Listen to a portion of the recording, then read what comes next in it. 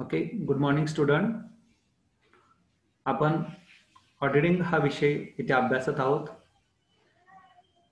या सब्जेक्टमधील chapter number 1 अंकेशनाची प्रस्तावना तत्वे आणि अंकेशन प्रक्रिया यामधील जो महत्त्वाचा भाग आपण अभ्यासत आहोत. मुळातच ह्या पहिल्या चॅप्टरमध्ये आपण अंकेशनाचं काम कसं चालतं आणि त्यामध्ये कुठल्या कुठल्या कन्सेप्टचा कुठल्या कुठल्या घटनेचा समावेश होतो याचा आपण अभ्यास करणार आहोत. आणि त्यातील एक अतिशय महत्त्वाचा पार्ट म्हणजे जमा खर्चातील चुका व चुकांचे प्रकार.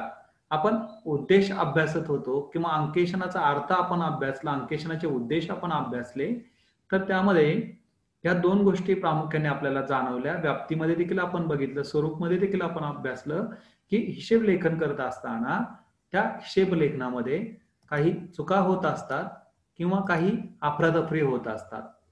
तर अशा ह्या व्यवसायातील हिशेब लेखनामध्ये किंवा हिशेबाच्या पुस्तकामध्ये किंवा आर्थिक लेख्यांमध्ये काय चुका होतात आणि त्याचे कुठले कुठले प्रकार असतात ते आपण या ठिकाणी अभ्यासणार आहोत. तर आजच्या ह्या लेक्चरचं जो महत्त्वाचा पार्ट आहे किंवा त्याचं टायटल आहे तर ते जमा खर्चातील चुका व चुकांचे प्रकार आपण अभ्यासणार आहोत. तर सर्वप्रथम या जमा खर्चातील चुका म्हणजे काय हे आपण त्या ठिकाणी अभ्यासणार आहोत.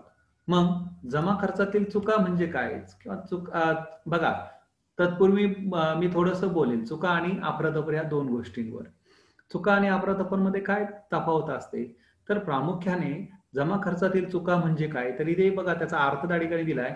जमा खर्च किंवा हिशेब लेखन करत असताना हिशेब लिहिणाऱ्या कर्मचाऱ्याकडून हिशेब पुस्तकात नकळतपणे किंवा अजाणतेपणे कुठे ना कुठेतरी चूक होते, त्यात जमा खर्चातील किंवा हिशेबातील चुका असे म्हणतात. म्हणजे पहिली गोष्ट, ह्या चुका कुठे होतात तर हिशेबातील पुस्तकांमध्ये हिशेब लिहित असताना होत असतात आणि कोणाकडनं होत असतात त्या हिशेब लिहिणाऱ्या कर्मचाऱ्यांकडून होत असतात. आणि त्या ज्या काय होतात त्यातील सर्वात महत्वाचा भाग म्हणजे नकळतपणे किंवा अजाणतेपणे. हा मुद्दा अतिशय महत्वाचा आहे. ज्यावेळेस हिशेब पुस्तकामध्ये काहीतरी मिस्टेक होते, काहीतरी चूक होते, परंतु ती चूक ही नकळतपणे होते किंवा अजाणतेपणे होते, म्हणजे हिशेब लिहिणाऱ्या कर्मचाऱ्याच्या ते लक्षात येत नाही, त्याचा कुठलाही तसा हेतू नसतो चूक करण्याचा, पण नकळतपणे अजाणतेपणे त्याच्याकडनं त्या हिशेब पुस्तकामध्ये ती चूक होत असते. म्हणजे इथे चुका याचा अर्थ त्या ठिकाणी मुळातच नकळतपणे किंवा अजाणतेपणे, म्हणजे मालकाला फसवणे हा त्या हिशेब लिहिणाऱ्या कर्मचाऱ्याचा अजिबात हेतू असत नाही. कधी कधी अपूर्ण ज्ञानामुळे किंवा कधी कधी चुकून नकळतपणे, म्हणजे त्याला लक्षात येत नाही की माझ्याकडनं चूक होते आहे, त्यावेळेस आपण त्याला काय म्हणतो, हिशेब लेखनातील चुका असे म्हणत असतो. म्हणजे त्या ठिकाणी इथे मालकाला फसविणे हा हेतू असत नाही. आणि ज्यावेळेस मालकाला फसविणे हा हेतू ठेवून जर चुका केल्या जात असेल तर त्याला आपण नकळतपणे म्हणत नाही तर कळतेपणे म्हणतो.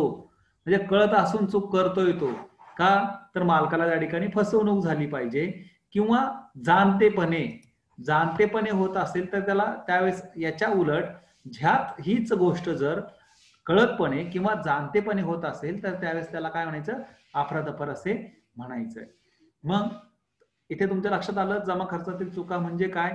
हिशेब लेखन करत असताना हिशेबाच्या पुस्तकामध्ये हिशेब लिहिणाऱ्या कर्मचाऱ्यांकडून नकळतपणे किंवा अजाणतेपणे, म्हणजे कोणताही हेतू न ठेवता, मालकाला फसवणे हा हेतू न ठेवता नकळतपणे त्याच्याकडनं काहीतरी अपूर्णता राहून जाते हिशेबामध्ये किंवा चूक होते, त्या अपूर्णतेला किंवा त्या चुकेला जमा खर्चातील किंवा हिशोबातील चुका असे म्हटलं जातं. मग ह्या हिशेबातील चुका कुठल्या कुठल्या प्रकारच्या असतात तर त्याचे प्रकार आपल्याला या ठिकाणी अभ्यासायचे आहेत. तर मग एकूण जमा खर्चातील चुकांचे वर्गीकरण केल्यानंतर आपल्याला एकूण 6 प्रकार इथे दिसून येतात. तर जमा खर्चातील चुकांचे प्रकार, त्यामध्ये पहिला जो प्रकार आहे तर तो लोपामुळे होणाऱ्या किंवा गळतीच्या चुका. 2 नंबरचा प्रकार कारकुनी चुका किंवा लेखनाच्या चुका. 3 नंबर तात्विक चुका. 4 नंबर पूरक चुका किंवा भरपाईच्या चुका, आणि 5 नंबर दोनदा होणाऱ्या चुका किंवा 6 नंबर सारख्या नावामुळे होणाऱ्या चुका. तर चुकांचे अशा पद्धतीने आपण वर्गीकरण करतो. त्यातील पहिली जी चूक आहे तर ती लोपामुळे किंवा गळतीच्या चुका. आता लोपामुळे किंवा गळतीच्या चुका म्हणजे ओमिशन, एरर ऑफ ओमिशन. काय? एरर ऑफ ओमिशन, लोपामुळे होणाऱ्या किंवा गळतीच्या चुका. आता लोपामुळे होणाऱ्या किंवा गळतीच्या चुका म्हणजे काय? तर जेव्हा एखाद्या व्यवहाराची नोंद मूळ पुस्तकात होत नाही किंवा ती कमी रकमेने होते तेव्हा त्या चुकीला गळतीची चूक असे म्हणतात. म्हणजे काय? ज्यावेळेस हिशेब पुस्तकामध्ये नोंद करत असताना, पावतीवरून हिशेब पुस्तकामध्ये नोंद होत असताना ती नोंद केली जात नाही किंवा ती नोंद जर्नल बुक मध्ये होत असते, म्हणजेच त्या ठिकाणी रोजकिर्दमध्ये होत असते, पण रोजकिर्दमधून ती नोंद मूळ पुस्तकात म्हणजे लेजरमध्ये किंवा त्या खतावणीमध्ये केली जात नाही किंवा करायची राहून जाते, त्यावेळेस त्याला आपण लोपामुळे होणारी किंवा गळतीची चूक असं म्हणतो. म्हणजे पूर्ण हिशेबच नोंदवायचा राहून जातो किंवा नोंदवताना तो कमी रकमेने नोंदवला जातो, त्यावेळेस त्याला गळतीची चूक असे म्हणते. लोप पावतो म्हणजे तो व्यवहारच लिहायचा राहून जातो, तो व्यवहारच लिहायचा त्या हिशेब लिहिणाऱ्या कर्मचाऱ्याकडून राहून जातो, त्यावेळेस त्याला आपण म्हणायचं लोपामुळे होणाऱ्या किंवा गळतीच्या चुका होय. त्यानंतर पुढची जी चूक आहे तर ती कारकुनी चुका किंवा लेखनाच्या चुका. आता कारकुनी चुका किंवा लेखनाच्या चुका म्हणजे काय? जो कारकून आहे, हिशेब लिहिणाऱ्या त्या अकाउंटंटच्या हिशोब लेखनिक जो असतो त्याच्या हाताखाली अनेक कर्मचारी काम करत असतात आणि ते काही हिशेब शास्त्रामधील तज्ज्ञ असत नाही, त्यांना पुरेसं हिशेब लेखनाचं ज्ञान असत नाही आणि मग त्यामुळे साधारणपणे, बघा त्याचा अर्थ काय, साधारणपणे चुकी नोंदीतून आकडेमोडीतून ज्या चुका निर्माण होतात, हे नोंद करताना चूक होत असते किंवा आकडेमोडी बेजा वजाबाक्या करताना चूक होते, चुकीची. आपलं देखील बघा, आपण प्रॉब्लेम अकाउंटचा टॅली करत असताना कधी कधी एखादा हातचा आपला घ्यायचा राहून जातो किंवा 100च्या जागी आपण 1000 रुपये घेतो कॅल्क्युलेटरवर किंवा 1000च्या जागी 100 रुपये घेतो किंवा चुकीची रकमेची एंट्री होते आणि त्याच्यामुळे आपला प्रॉब्लेम टॅली होत नाही आणि आपण पुन्हा तो चेक करतो आणि काय चूक झाली. अशा ज्या चुका होतात त्याला काय म्हणायचं? आकडेमोडीतून ज्या चुका निर्माण होतात त्यांना कारकुनी चुका असे म्हणतात. काय म्हणतात? कारकुनी चुका असे म्हणतात. या चुकांमध्ये एखाद्या व्यवहाराची पूर्णपणे किंवा काही अंशी नोंद होते, अंशी चुकीची नोंद होते, संपूर्णपणे चुकीची नोंद होते किंवा काही अंशी, काही अर्धवट हिशोब बरोबर लिहिला असतो, अर्धवट हिशोब चुकीचा लिहिलेला असतो. अशा पद्धतीच्या चुका त्या ठिकाणी होत असतात. म्हणजे लेखन करत असताना त्या कारकुनाकडून त्या चुका होत असतात आणि म्हणून त्याला आपण काय म्हणतो? कारकुनी चुका असे म्हणत असतो. मग आता ह्यामध्ये कोणत्या कोणत्या प्रकारच्या चुका होऊ शकतात? तर यामध्ये चुकीच्या बाजूला खतावणी करणे. म्हणजे बऱ्याच वेळेस असं होतं ना, आपण प्रॉब्लेम सॉल्व्ह करत असताना ती एखादा विशिष्ट आयटम हा त्या लेजरच्या डेबिट बाजूला नोंदवायचा का क्रेडिट बाजूला नोंदवायचा हे आपल्याला लक्षात येत नाही आणि चुकून तो डेबिटच्या ऐवजी क्रेडिट बाजूला म्हणजे नावे बाजूच्या ऐवजी जमा बाजूला आणि जमा बाजूच्या ऐवजी नावे बाजूला नोंदवला जातो. म्हणजे त्या लेजरच्या किंवा लेजरला आपण खतावणी असं म्हणतो, खतावणीच्या नावे बाजूला म्हणजे डेबिट बाजूला नोंदवायचा होता पण तो जमा बाजूला म्हणजे क्रेडिट बाजूला नोंदवला गेला, म्हणजे चुकीच्या बाजूला नोंदवला गेला. म्हणजेच त्या ठिकाणी बघा, फॉर एक्झाम्पल आपण असं घेतो, सॅलरी अकाउंट असेल आणि सॅलरी पेड केली असेल तर त्यावेळेस ती काय करतो आपण? एंट्री काय करतो बरं त्याची? Salary account debit to cash account, बरोबर ना? म्हणजे सॅलरी अकाउंटच्या डेबिटला टू कॅश घेतो पण ती टू कॅश लिहिण्याच्या ऐवजी सॅलरी अकाउंटच्या क्रेडिटला बाय कॅश आलं तर त्याचा अर्थ येतो कॅश आली आहे, गेली नाही तर आली आहे. तर अशा पद्धतीने चुकीच्या बाजूवर खतावणी होते. आता दुसरी चूक काय होते त्या ठिकाणी? चुकीच्या रकमेने खतावणी करणे. पहिलं चुकीच्या बाजूला डेबिटच्या ऐवजी क्रेडिटला, क्रेडिटच्या ऐवजी डेबिटला नोंदवलं. आता चुकीच्या रकमेने खतावणी करणे म्हणजे रोजकिर्दमध्ये तो व्यवहार ₹1000 किमतीने नोंदवलेला आहे आणि तो रोज किर्दवरून म्हणजे जर्नलवरून लेजरवर पोस्टिंग करत असताना किंवा खतावणी करत असताना त्या ₹1000 ऐवजी 10,000 लिहिलं गेले, म्हणजे चुकीच्या रकमेने खतावणी केले गेले. म्हणजे त्या ठिकाणी जर्नलमध्ये ₹1000 मूळ रक्कम त्याची ₹1000 त्याऐवजी ₹10,000 नोंदवले गेले, तर याला म्हणतो आपण चुकीच्या रकमेने खतावणी करणे. त्याच्यानंतर चुकीच्या खात्यावर खतावणी करणे, म्हणजे एका खात्यावर नोंदवायचं होतं पण नोंद झाली दुसऱ्याच्या खात्यावर, दुसऱ्या खात्यावर झाली त्या ठिकाणी नोंद. म्हणजे सॅलरीच्या डेबिटला लिहायचं होतं ते रेंटच्या डेबिटला लिहून ठेवलं. म्हणजे अशा पद्धतीने चुकीच्या खात्यावर खतावणी होण्याची शक्यता नाकारता येत नाही. इथे असं पण होतं, एका व्यक्तीकडून आलेले पैसे त्या व्यक्तीच्या नावावर जमा करण्याच्या ऐवजी दुसऱ्या व्यक्तीच्या खात्यावर ते जमा होतात, म्हणजे चुकीच्या खात्यावर खतावणी होत असते. या प्रकारच्या चुकीला आपण कारकुनी चूक असं म्हणतो. ती एक चुकीच्या खात्यावर खतावणी करणे हा त्यातील एक प्रकार होत असतो. त्याच्यानंतर चुकीची खाते बाकी काढणे. आता जे लेजर आहे, जी खतावणी त्याची टोटल करत असताना आपल्या देखील लेजरची टोटल करत असताना काय होतं, चुकीची टोटल काढतो आपण, ती खाते बाकी चुकीची काढतो. तर चुकीची खाते बाकी काढणं ही देखील त्या ठिकाणी कारकुनी चूक होत असते. त्यानंतर मूळ नोंदीच्या हिशेब पुस्तकात या झाले तिथे हिशेब पुस्तकात चुकीच्या रकमेची नोंद करणे. म्हणजे काय, मूळ नोंदीच्या म्हणजे हिशेब पुस्तकात चुकीच्या रकमेची नोंद. मूळ पुस्तकातच काय केलं, व्यवहाराची नोंद करताना काय झालं, चुकीच्या रकमेने झाली असेल तर ती चुकीची रक्कम सर्वच ठिकाणी सबसिडायरी बुकवर देखील त्याच रकमेने जाते आणि फायनलायझेशन करताना देखील त्याच रकमेने येते. अशा पद्धतीची चूक त्या ठिकाणी होत असते. आणि आणखीन कारकुनी चुकामध्ये चुकीच्या बेरजा घेतल्या, बेरजा चुकीच्या केल्या, चुकीची मोजणी केली, काउंटिंग चुकीचं केलं, चुकीची खाती बाकी घेतली जाणं इत्यादी प्रकारच्या चुका होतात. ह्या चुकांना कारकुनी चुका किंवा लेखनाच्या चुका असं म्हटलं जातं. तात्विक चुका.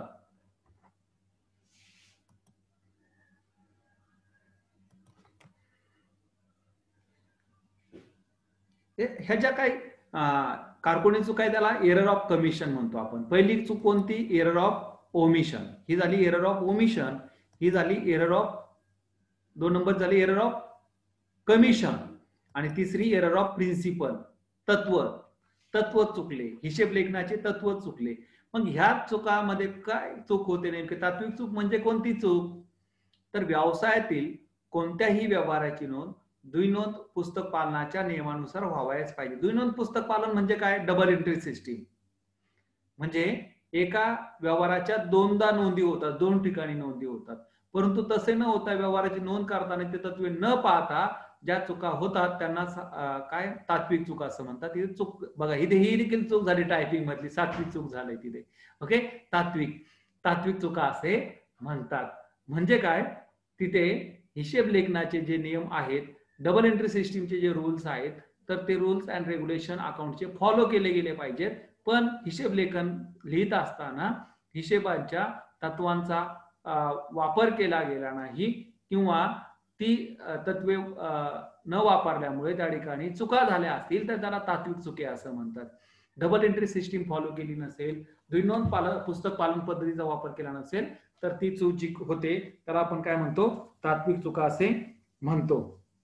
आता ह्या तात्विक चुका कोणाकडून होतात, तर ज्याला हिशेब लेखनाचं पुरेसं ज्ञान नाही, तो त्यामध्ये शास्त्रशुद्ध पद्धतीने त्याने ज्ञान अर्जित केलेलं नाही, अशा व्यक्तीकडनं मात्र त्या ठिकाणी तात्विक चुका अशा होत असतात. बघा, सुरुवातीला तुमचे प्रॉब्लेम चुकतात पण नंतर ते बरोबर यायला लागतात, कारण तुम्ही तात्विक दृष्टिकोनातून त्यामध्ये एक्सपर्टाईज बनता, बरोबर ना.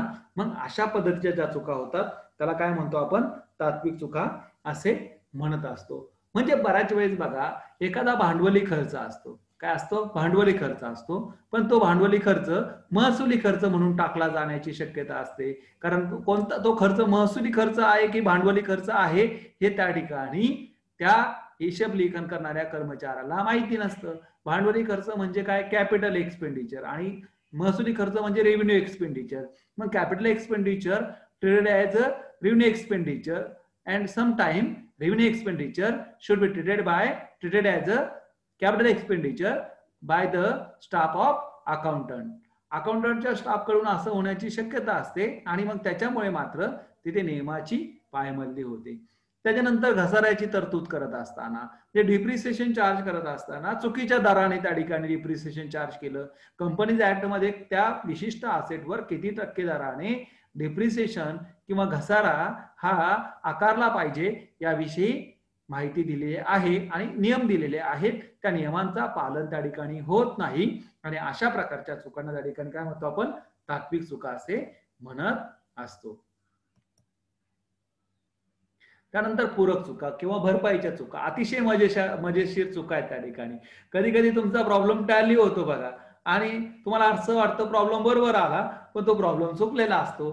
त्याच आणि काय होतं, तो 500 रुपये 1000 रुपयाने ऍक्च्युअली टॅली त्याच्यापेक्षा जास्त रकमेने येतो किंवा कमी रकमेने येतो. मग होतं काय या ठिकाणी, पूरक चूक म्हणजे काय, त्या प्रकारच्या चुकाला पूरक चुका किंवा भरपाईच्या चुका असे म्हणतात. मग जर एखाद्या खात्यावर काही चूक झाली, म्हणजे एखाद्या खात्यावर काही चूक झाली, डेबिट बाजूला चुकून 100 रुपये नोंदवले गेले बघा, डेबिट बाजूला चुकून डाव्या बाजूला चुकून 100 रुपये नोंदवले गेले आणि मग त्याच खात्यावर चुकून क्रेडिट बाजूला म्हणजे जमा बाजूला देखील 100 रुपये जमा केले गेले, तर तो इफेक्ट काय होतो, तिथे नल होतो, प्रॉब्लेम टाली होतो, ते खातं तिथं जुळतं, असं होण्याची शक्यता असते. जर एखाद्या खात्यावर काही चूक झाली आणि त्याच वेळेस तेवढ्याच रकमेची चूक दुसऱ्या एक तर त्या खात्यावर किंवा दुसऱ्या खात्यावर विरुद्ध बाजूवर झाल्यास त्याच पूरक चूक असे म्हणतात. म्हणजे बघा, आता मी काय म्हटलं तुम्हाला, इथे आपण घेतलं सॅलरी पेड ऑफ रुपीज 10,000, म्हणजे आपण एंट्री केली ते salary account debit to cash account, बरोबर. मग आता सपोज सॅलरी अकाउंटच्या क्रेडिटला तिथे सॅलरी अकाउंटच्या डेबिटला ते टू कॅश लिहित असताना सपोज 500 रुपये लिहायचे होते, तर ते 5000 रुपये लिहिले गेले. किती? 5000 रुपये लिहिले गेले. आणि त्याच वेळेस कॅश अकाउंटवर देखील काय झालं, क्रेडिट बाजूला एखादा व्यवहार 5000ने लिहायचा होता किंवा 500 रुपयाने लिहायचा होता, तो 5000 लिहिला गेला. त्याच्यामुळे मात्र ही 500 रुपयाची चूक झाली हे लक्षात येत नाही. म्हणजे एक चूक ही दुसरी चूक ही पहिल्या चुकीला क्षमापित करते. काय करते? क्षमापित करते. म्हणजे तिचं चूक दिसत नाही, पण ह्या चुका शोधणं अतिशय भयंकर काम होऊन बसतं. बघा, बऱ्याच वेळेस अशा चुका होत असतात हिशेब लेखनामध्ये. तुम्ही अकाउंटचा प्रॉब्लेम सॉल्व्ह करत असताना देखील अशा चुका होत असतात आणि मग तेवढ्याच रकमेची चूक दुसऱ्या खात्यावर विरुद्ध बाजूवर झाल्यास त्यास पूरक चुका असे म्हणतात. किंवा ज्या चुका एकमेकांना पूरक बनवून परस्परांवर झालेला परिणाम नष्ट करतात, जाणवत पण नाही त्या ठिकाणी त्या चुका झाल्यात, कारण तेवढ्याच रकमेने दुसरी चूक होते आणि विरुद्ध बाजूवर होते आणि त्याच्यामुळे मात्र ती चूक जाणवत नाही. त्याला भरपाईच्या चुका असे म्हणतात. दोनदा होणाऱ्या चुका, आता ह्या देखील एक गमतीशीर चुका आहे. मूळ पुस्तकात एखाद्या व्यवहाराची नोंद चुकून दोनदा केली जाते, म्हणजे एकच हिशोब दोनदा लिहिला जातो व हीच दोनदा केलेली नोंद पुन्हा खतवणी होताना होते, त्याच दोनदा होणाऱ्या चुका. म्हणजे एकच जे काही वाउचर आहे ते वाउचर दोनदा नोंदवलं आणि ते सगळीकडे नोंदवल्यामुळे मात्र लक्षात येत नाही की ती चूक त्या ठिकाणी झाली. म्हणजे एकाच व्यवहाराची दोनदा त्या ठिकाणी नोंद होते. ह्या प्रकारच्या होणाऱ्या चुकांना आपण दोनदा होणाऱ्या चुका असे म्हणतो. आणि शेवटची जी चूक आहे आपली, तर ती सारख्या नावामुळे होणाऱ्या चुका. बऱ्याच वेळेस त्या व्यवसायामध्ये एकाच नावाचे 2 कस्टमर त्या ठिकाणी असतात, 2 ग्राहक असतात किंवा 2 पार्टीज असतात आणि मग त्यावेळेस काय होतं, एका खातेदाराकडून आलेली रक्कम त्याच सारख्या नावाच्या दुसऱ्या खातेदाराच्या नावावर जमा होते. म्हणजे त्या ठिकाणी काय असं त्या ठिकाणी होऊ शकतं, तिथे फॉर एक्झाम्पल भाऊसाहेब देशमुख आणि रावसाहेब देशमुख असे साधर्म्य असणारे नावांचे 2 व्यक्ती असेल आणि रावसाहेब देशमुखांकडून आलेले 500 रुपये हे भाऊसाहेब देशमुख यांच्या नावावर जमा केले जाते आणि अशा प्रकारच्या चुका त्या ठिकाणी होतात. त्यावेळेस त्या चुकांना आपण म्हणतो सारख्या नावांमुळे होणाऱ्या चुका. अनेक वेळा सारख्या नावाच्या व्यक्तींशी व्यवहार होतात, अशा वेळी सारख्या नावामुळे एकाच व्यक्तीच्या ऐवजी दुसऱ्या व्यक्तीच्या खात्यात नोंद होण्याची शक्यता असते व चूक होते. याला सारख्या नावामुळे होणाऱ्या चुका असे म्हणतात. तर हे झाले चुकांचे वेगवेगळे प्रकार. ओके, हे झाले चुकांचे वेगवेगळे प्रकार. इथे आपण थांबतो आहोत. थँक्यू.